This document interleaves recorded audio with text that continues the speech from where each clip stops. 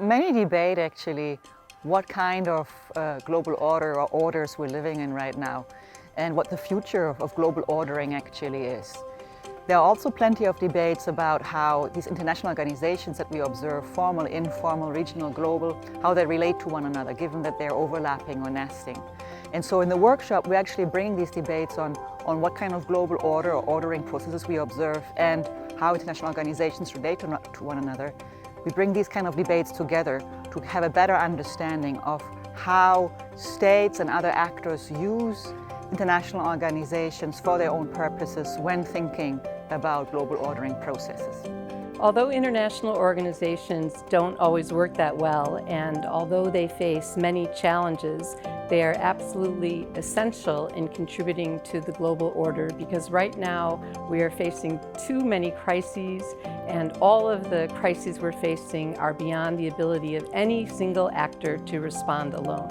International organizations are extremely useful bodies, and of course they come in different varieties.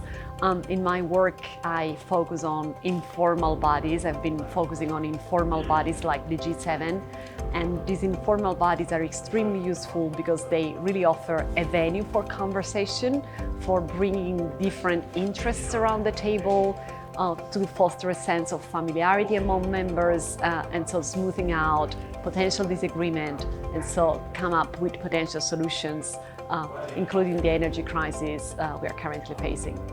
If you think the world looks uncertain, complicated, it would be much more disorderly if we didn't have international organizations. So my research examines the role of international organizations as shadow negotiators. So what I'm interested in is how one international organization can influence rulemaking that's taking place at a different organization when it doesn't have a formal seat at the table.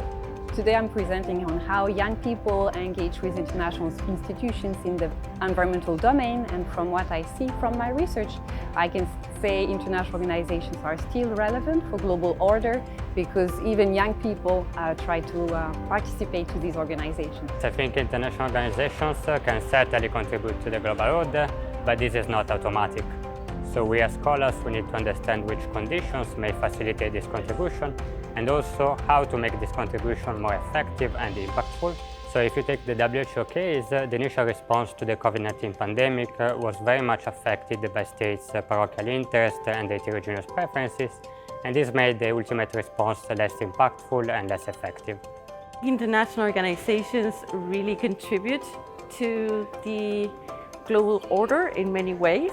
I think that especially in some issue areas that are non-security related, for example, human rights, I think that people tend to be skeptical about the role because they don't pay enough attention to the important role they have in providing knowledge, helping diffuse certain norms, and even providing protection. If you think about the area of refugees, the UNHCR, and other organizations that provide support for migrants, migrant workers, I think that there's lots of initiatives that international organizations promote and engage in with non-governmental organizations that help support many important goals in global governance, and they also contribute to shifting norms in many ways. We're seeing that questions around cybersecurity don't only affect kind of traditionally militarized domains, such as critical infrastructure or the army.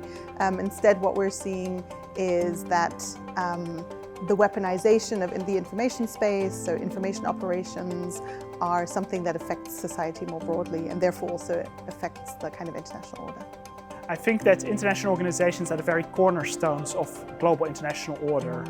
After the Second World War in 1945, when the international community set up the United Nations, World Bank and International Monetary Fund, they created the very foundations for international cooperation.